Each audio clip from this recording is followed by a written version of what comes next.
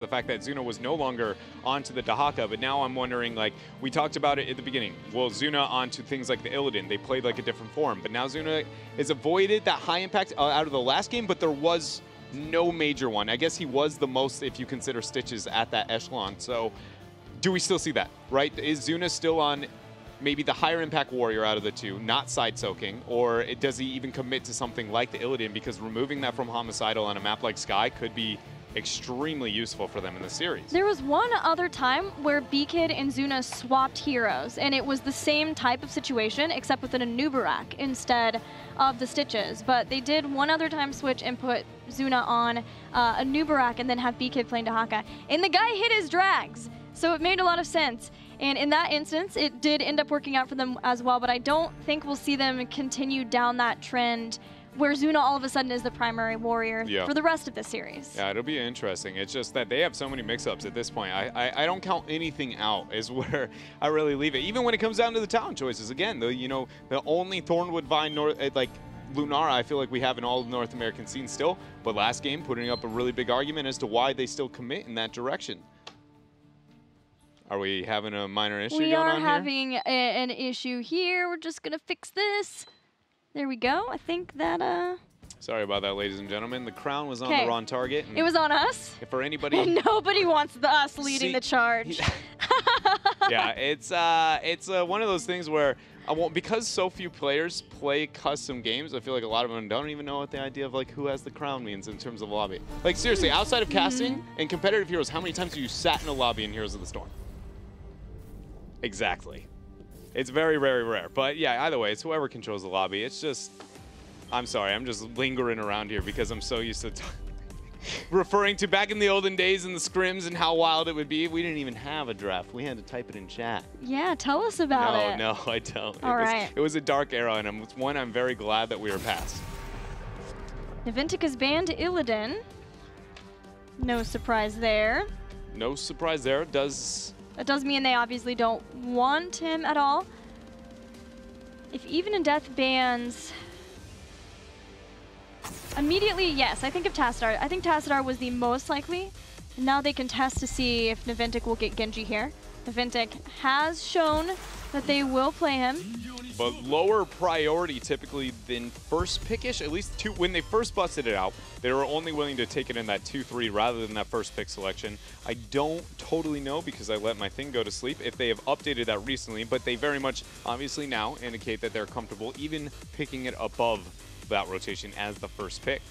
And that may be Even in Death's game plan so that they can get Dahaka, since he is going to be a contested hero throughout the series for both of the teams. But there's also things like Stitches up, although, again, Battery seems way more focused on having Arthas. Uther is available too. The fact that Even in Death has even taken a minute to think about this, maybe they didn't totally expect that first pick to be the Genji, that they thought that it would risk and let it go through. I think Uther definitely enables them to go potentially into their double support later on and make sure that Genji doesn't have a Divine Shield with their Dragon Blade and Dahaka as well. It makes a lot of sense considering Naventic ended up getting the ban onto the Illidan, removing the appeal of having, a lot of globals at least. So Dahaka, one of the strongest warriors, and having the global, it's a tool that Even in Death will be able to abuse and only plays better into their playstyle with that denying the shots. Denying the shots when you have a global suddenly becomes the only way to play Sky Temple if you actually have it itself. And so I'm going to be looking forward to that though. But for Naventic, there's still a lot to get done into the draft before we hit the second ban phase. What do we want to see here? They've already got the Genji to go around, be flashy, kill a couple of things. They have prioritized Greymane and Anubarak highly in every draft of Sky Temple so far. But then again, Stitches is still up, and Anubarak did receive some nerfs in the latest patch. So they'll get Stitches. Li Ming is still available, so is the Greymane. I don't hate the idea of them picking up even just the Lunara right now. To be honest, if they feel like that's something they aren't going to be able to have access to later on, just because of how effective that can be with the Genji, how prioritized like Lunara has been for Naventic just in general since the past 2 weeks. And it doesn't hurt into an Uther, as long as you prioritize the banning to make sure that it doesn't commit into that double support with the Ariel. Well, they may still Yeah, now that they have Ariel, and that would still let them get Ariel with the Lunara. see, So much that's that they're going to ban it. Yeah, that's why you commit to the Lunara over the Ariel and then get banned the other way, because now you have to commit to the Malthael if you're going to be the AoE poison enabler into the Genji. It's just they chose the Ariel over the Lunara. There is no right, no wrong there. It's just whatever battery they have in plan maybe is not going to be as optimal with the Genji now that Lunara has been taken away. It also denies it from Even in Death, so they can't have Vala, Ariel, Uther, which has always been a composition that is most equipped to allow Even in Death to walk away with a win in a game. Even in Death now. Illidan is off the table, but they do have the Dahaka there for Homicidal, so I'm trying to figure it's not so much what will they, but what is the most optimal for what we see Naventic having on their side. You have the Genji, so you have to be afraid of that, you know, kind of all in. You also have to be considering the double support, so you go like, is the Vala something you're comfortable denying on the own now that the Tacitar's gone? Probably not going to be the case. For Even in Death. What about a Tychus here? Well, see, that was what I was thinking when I was going with the self-sustaining, dealing with the Genji, but I don't know if this is the slot you pick it up. I feel like you wait, and that's your... But you've already got your support. You might as well go with a primary warrior here because you know your opponent has the opportunity to deny one. But beyond the primary, you could lock in the Tychus. I don't think it hurts you that bad. Still need a warrior, and it's likely to be a new Barak. They'll follow up with Kael'thas. Wow, the KT. It's a hero we haven't seen too much of here in North America, especially on a map like Sky Temple, where, yeah, I mean, wave clear does matter, but to the extent of like you won through wave clear, that is an almost unheard of statement here on Sky. I think Kael'thas will be drafted here most likely for the gravity lapse because that is an insanely synergistic composition. You've got Hammer of Justice, Drag, Burrow Charge, Impales, and then gravity lapse. Hey dude, heard you like not controlling your character, so we just decided to give everybody a little bit of that hard crowd control. For Naventic though, what do we expect? Kael'thas also has the possibility for Mana Addict too, which once he can get his Arcane Barrier, helps a little bit with the Genji, although it's not like Tomb, it's not quite as fast to go back and forth and get those globes. Yeah, you got to keep the hustle. You can't miss a single mercenary camp on a map like Scout. Respect where you're headed with that. Yeah. Do we expect a double support here? Like, it is an option, but I don't feel like that is where Naventic traditionally wants to go, and they're going to avoid it. I was like, there's very realistic, just kind of like a Vala Brightwing pickup here for Naventic, but they're going to stick to what they know best. Still one support, one warrior, and then the Malthael to prep everybody and the Genji. I mean, with a Vala Strafe Malthael going with Tormented Souls, Genji should be able to absolutely have a fantastic game here. They love their poison. They very much do. It's kind of strange for Naventic too, because that seems like the least likely damage type considering their philosophy on the game of liking to just battle and be able to get the execution onto a target quickly. Dots are, yes, they are checkmark in the battle department, not so much into the one-shotting, bursting, and killing somebody downward. Yeah, that'll be Even in Death's charge. Yeah, that's where they got it with that Kael'thas picked up. What else do they go with it, though? Like, what is going to be their other backliner? I do like the idea of the Tychus still. I just feel like it's going to be something insane if it's not a secondary support. That wasn't that insane. Okay. Falstad to be able to deal with the Malthael makes a lot of sense there. Double global as well. It's a pretty convenient synergy to have onto your team. Really smart there. Looked over that Falstad as then pick, and that was really cleverly, you know, used from them the same way that we saw Naventic in the last game. When you have an all-in composition, if you manage to be able to get the Gust, you can buy a bit more time. Granted, there was only one skirmish where we really saw that kind of disengage pay off for them, but it was really kind of the only one they needed, right? I mean, that was when the momentum went into Naventic's favor. Yeah, they have Gust as well as Cocoon to try to deal with whatever comes at them from Team Naventic. They have a lot of crowd control to lock somebody down, so if Malthael steps out of line, if Stitches steps out of line, they can try to burst him down as fast as possible. But Team Naventic has a comp, we know exactly where they are going with things. They're going to go in, and they will stay in with their Strafe, their Tormented Souls, and then Genji as the cleanup crew. Are we going to get a Pyroblast is the real question we have here. We've seen it's not Prismat. We've had more Pyroblast than we've had of actual... But I think it's always from Prismat. It is, but I just want I want one now. You know, now that we have a different team picking up the Kael'thas on a map like Sky, I still want to see it. I don't know. I'm just getting excited here.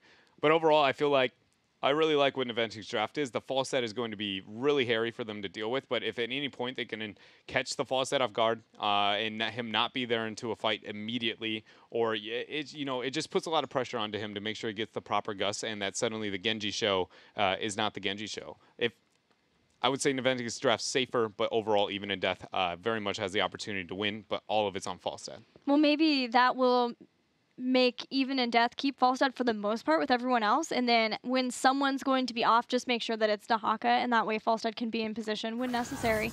We've got the game ready. Naventic has gone up so far 1-0 in this series. We'll see if they can claim a second game, or if Even in Death will tie it up. One thing that's interesting about taking what we witnessed in game number 1, a map like Dragonshire, where when you have victories, it's debatably the hardest to be able to obtain something. And now we find ourselves on almost the exact opposite style of map, where whenever you do get a small win, a pick here or there, to be able to capitalize off it is pretty easy and effective. Those shots, it's not too hard to be able to stand and not die to the Sand Guardian alone. And if we take that and look at how the early game of the last game played out, I wonder if that suddenly gives a bit more of a spike over to Even in Death, because, or maybe even Naventic. Naventic was winning when it came to the kills, but Even in Death was the team, again, talking about their laning and unable to pressure it out. And so I just feel like those windows where we were talking about Naventic having 40 seconds and unable to gain something, this is a game where they will, and that will matter a lot towards Even in Death's chances of staying even in experience.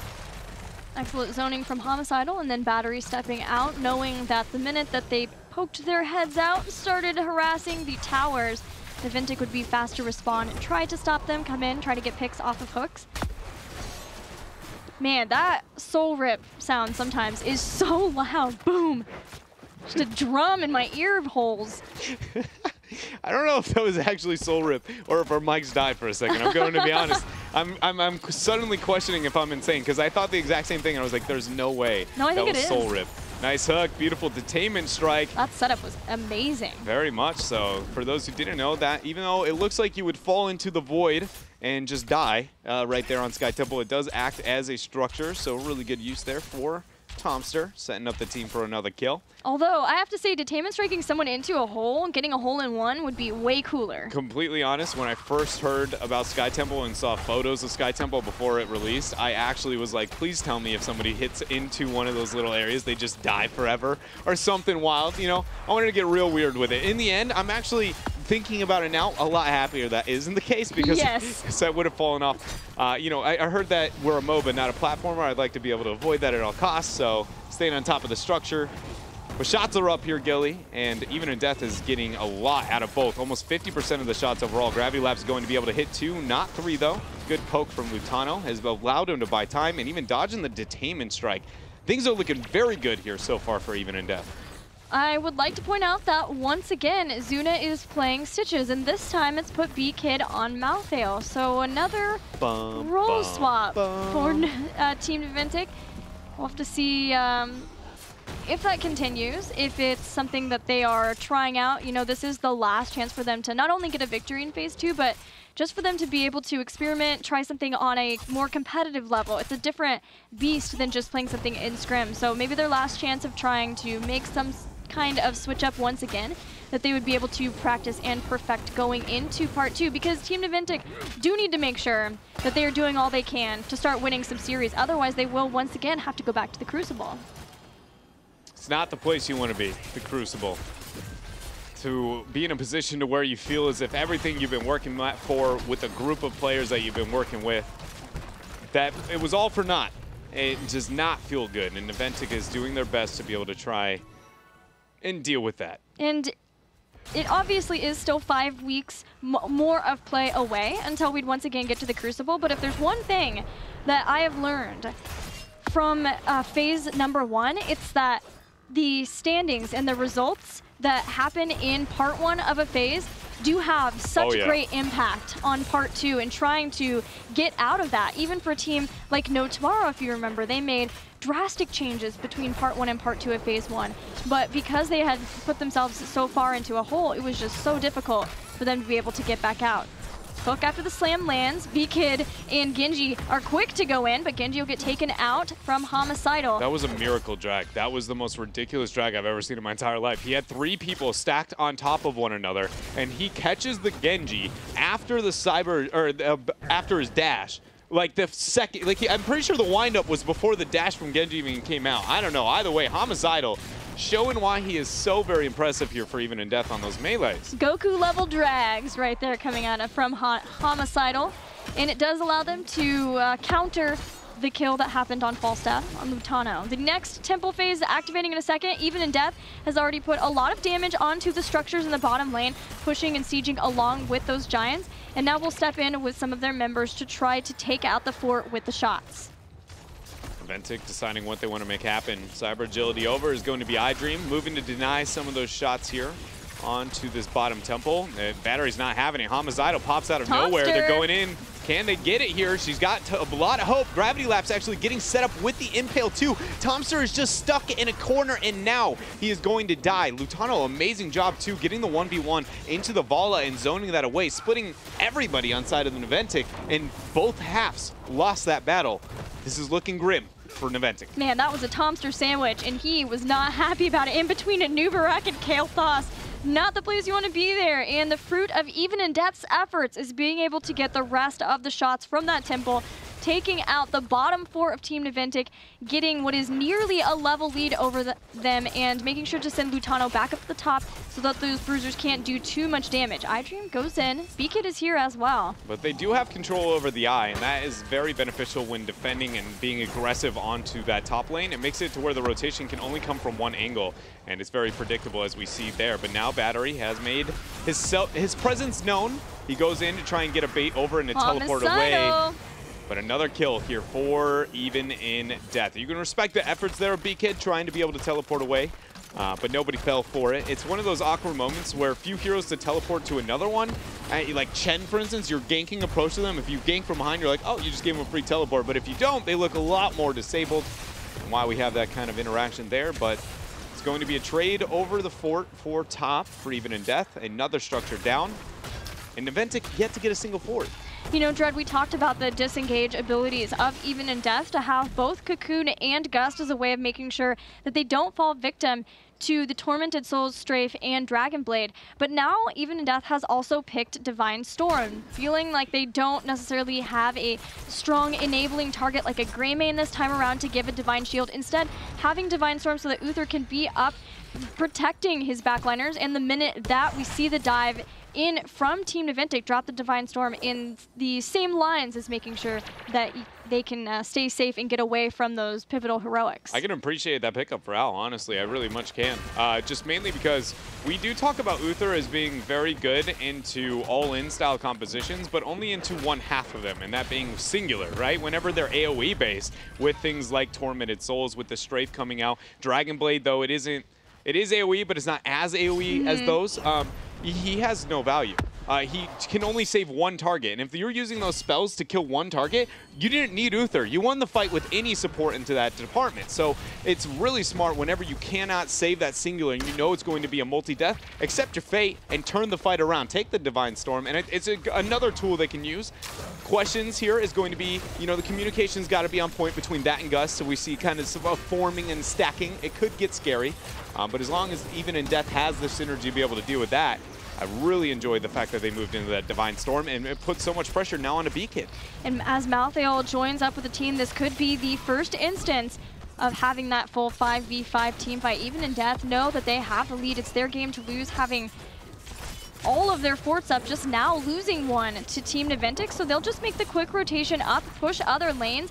They know that it's Naventic that needs to respond to them, and if Even in Death can slow things down, Naventic, their best option would be to fight into a talent tier ahead, which gives just a little bit more of an edge to Even in Death, being very respectful of the kind of team fight that Team Naventic can put out. Yeah, and this is where we find the, you know, awkward moments of Sky Temple. That is why we kind of refer to it as a time bomb. is that because now there's a structural advantage and a slight experience advantage for Even and Death, and beyond that, they have a global advantage because that can be compensated if they failed in the global department. That they have no reason to ever take a fight that is even footing with their opponents. They should always be able to outsoak them. They have the structural advantage, so whenever an Naventic goes, hello, we would like to fight at this shrine, please, they should be disengaging the same way you saw, rotating out and then converting the shots in the other department. Naventic is essentially just playing chase this entire game, but if they do get that fight on the same footing, and it in fact is on, again, more than one individual target, it's very realistic they could just clean wipe. Loving the burned flesh pickup. There are a lot of choke areas, choke points around those shrines, but also because Team Naventic have an Ariel, you know that they're going to be grouping up, trying to make sure that they are all benefiting from her heals. And if in that moment a Flame Strike can go down and catch at least 2 heroes, it's going to do some percent base damage and a lot more for that. We also have Inevitable End as the pickup for Malthael at 13, being able to give himself 2 seconds of Unstoppable. And it does remove all active Reaper's marks though, but being able to keep himself out of danger. Are we ready for the awkward moment in this game? Because there is one thing to think about, and that's Gust with Inevitable End. He is just going to be on an island and dead. So it's actually one of those moments where it's kind of a counter to take that talent. And so it's going to be interesting to see that interaction if Even a Death tries to be able to abuse that, but it's very realistic. If that Tormented Souls moments happens, much like Divine Shield, or Gust used to be used against Divine Shield, it's like, oh, you Divine Shield the target, but what if we push the rest of your team away, and then we're going to be able to kill them after? So I'm very fearful now for big impact with that talent choice and how it's going to be used. Yeah, I wonder if we'll just see that only for the Cocoon, but again, maybe a possibility that that comes back to haunt iDream, or the Malthael player, B-Kid. Even Death, again, choosing to disengage, forcing Putrid Bile to be used, but it's a fairly shorter cooldown. It will be back in 45 seconds. And the whole time, Even in Death, we're just baiting Team Naventic to come to them. Even in Death knows that Naventic is desperate for a fight. Naventic have been behind for a majority of this game. Even in Death abused that, putting the globals up in the top in a very Gale Force esports-esque maneuver, taking out some towers and getting them to 16. Yeah, Sky Temple legitimately is, when it comes to decision-making wise, some of the easiest to do the math on what is the right and wrong call. And Even in Death just puts on a clinic on what those are almost at all points. Right now, they are being more passive than debatably they should be, because with the 16 mark, I should be choosing the fight rather than running from it. So much so, Lutano getting caught out there, barreled away, Detainment Strike barely clipping the side there. He almost got a full stun. iDream is in hot pursuit, and now Naventic is losing shots on top, but they've managed to obtain a few here through the mid lane. This is really interesting for Even in Death that they decided this. They are fully focused on structures. They know that they still have Dahaka up in the top. They want to get the rest. At what point did Dahaka start to stalk in? Naventic are sitting around the bushes. Crystal Aegis is forced, and that is a nice win for Even in Death. They'll step back again. Dahaka continues up in the top, takes out a keep, gets some catapult pressure against Naventic. Even in Death just utilized the fact that they had that fort, got as many shots at the 16 as they could, and then backed off. And there's no mule to heal back up that very weak mid keep for Naventic. But the fact that Even in Death wasn't willing to take a fight, even with the 16 talent tier advantage, because I just talked about how they should never take a fight under the circumstance that they don't have the advantage. They just had a very big one, and then Naventic suddenly has to be the one running away in those cases, but they were willing to let them redeem some of those shots. And suddenly, even though Even in Death does seem confident in their play, they aren't so much into their team fight, just because they're relying too much into that structural advantage that they have. It's a risk that now, if Naventic wanted to start a boss and get that panic late game fight, I wouldn't be surprised if Even in Death kind of overreacts to it, because they really are giving almost too much respect to Naventic's draft. Yeah, I'm surprised that we didn't see it a stock in even after Aegis was used. A hook has been pulled. Battery's making it back to his team. How is there two? Gravity Labs is going to stop Stitches and let Battery try to get out of Putrid Bile. Gust was used. iDream wants to continue after this, try to get the takedown. Barely, with that shielding, could not get the final cut value out of that 16. If he had gotten that, he would have been in, out, and clean deal for Naventic.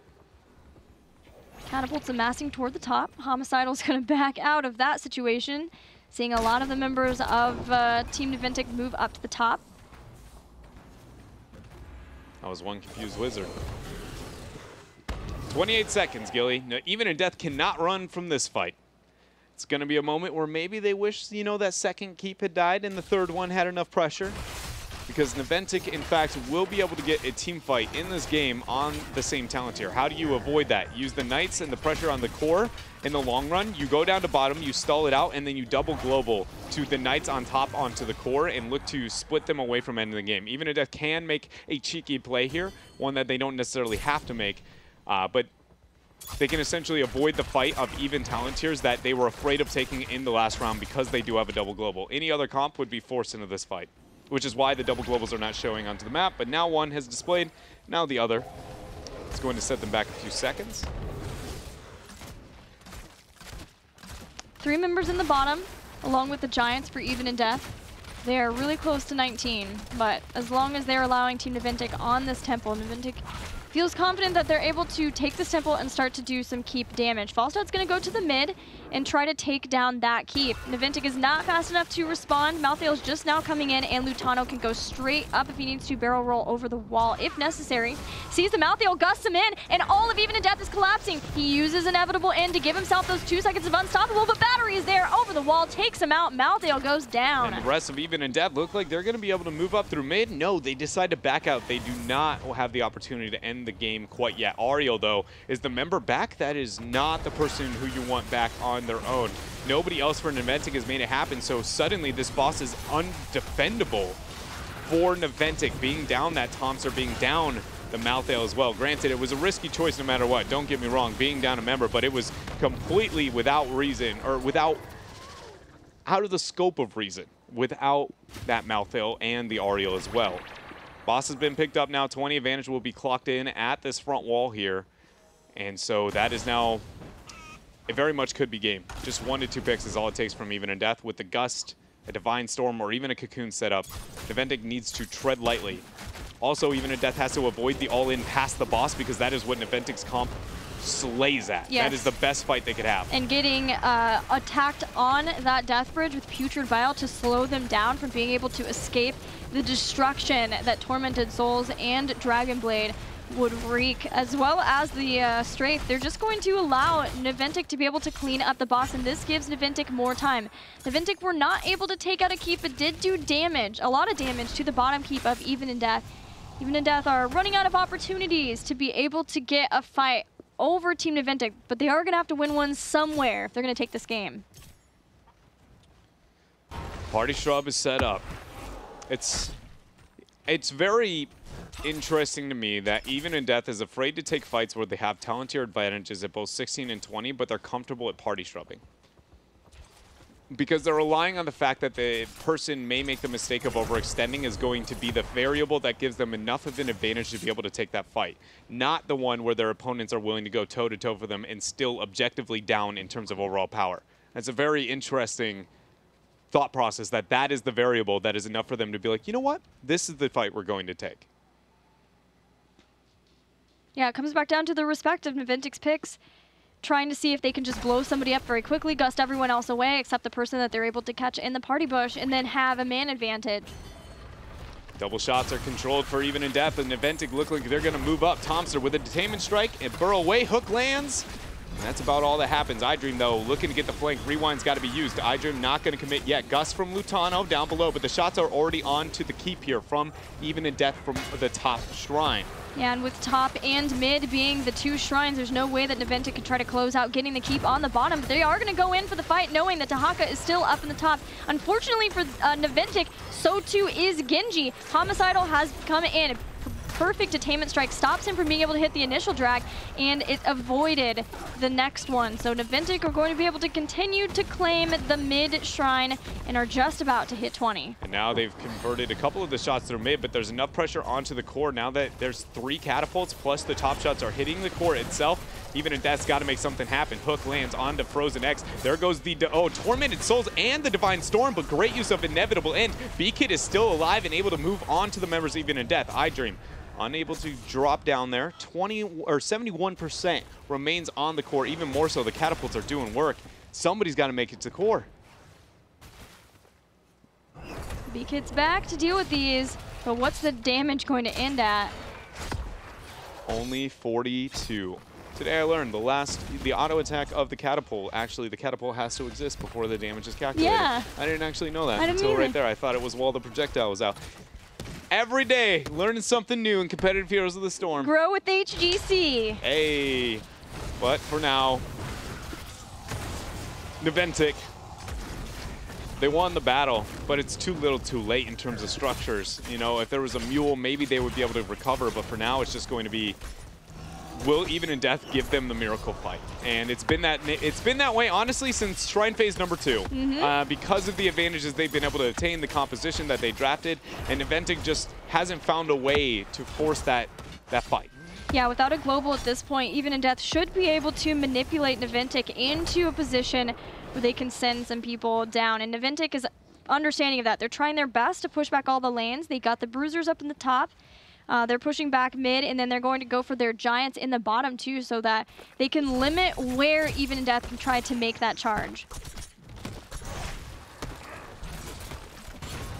Naventic just has to find a way to like be in the most wild position you've ever expected a team to be in ever.